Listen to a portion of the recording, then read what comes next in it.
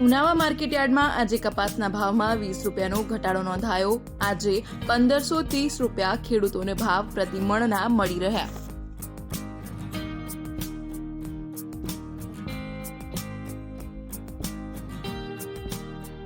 ઉત્તર ગુજરાતમાં ખાસ કરીને એરંડા, રાયડા, રચકા તેમજ કપાસનું વાવેતર વધારે પ્રમાણમાં થાય છે। ખાસ કરીને એરંડાનું અને કપાસનું વાવેતર ઉત્તર ગુજરાતમાં મોટા પ્રમાણમાં થતું હોય છે। ઉનાવા માર્કેટયાર્ડમાં કપાસની તેમજ એરંડાની આવક પણ વધારે થતી હોય છે।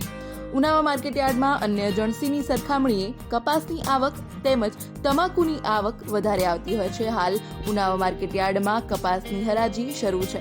ઉનાવા માર્કેટયાર્ડમાં આજે 5 ગાડી કપાસની આવક નોંધાઈ હતી। યાર્ડમાં કપાસની આવકમાં આજ રોજ ગયા અઠવાડિયાની સરખામણીમાં ઘટાડો નોંધાયો છે।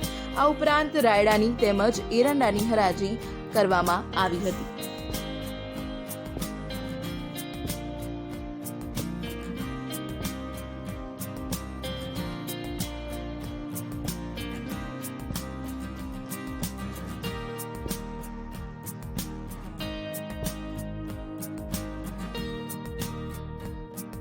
ઉનાવા માર્કેટયાર્ડમાં કપાસની હરાજી કરવામાં આવી હતી, જેમાં ખેડૂતો આજે 5 ગાડી એટલે કે 2375 મણ કપાસની આવક લઈને આવ્યા હતા।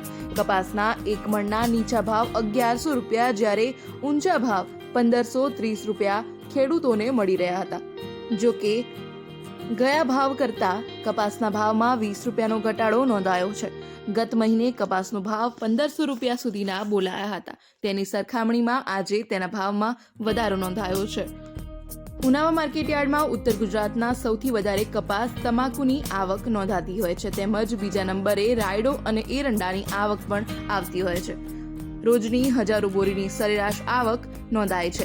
માર્કેટયાર્ડમાં આજે એરંડાની પણ આવકમાં વધારો નોંધાયો હતો। યાર્ડમાં આજે 153 બોરી એરંડાની આવક નોંધાઈ હતી, જેના નીચા ભાવ 1261 રૂપિયા અને ઊંચા ભાવ 1270 રૂપિયા પ્રતિ મણ મળ્યા હતા।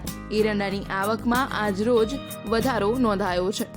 ઉનાવા માર્કેટયાર્ડમાં મહેસાણામાંથી તેમજ આજુબાજુના ગામમાંથી કપાસની આવક આવી રહી છે। ઉનાવા માર્કેટયાર્ડમાં ખાસ કરીને કપાસ અને તમાકુની આવક વધારે પ્રમાણમાં નોંધાતી હોય છે। કપાસના ભાવની વાત કરવામાં આવે તો કપાસનો ભાવ ગયા અઠવાડિયા કરતા 50 રૂપિયા જેટલો વધેલો નોંધાયો છે।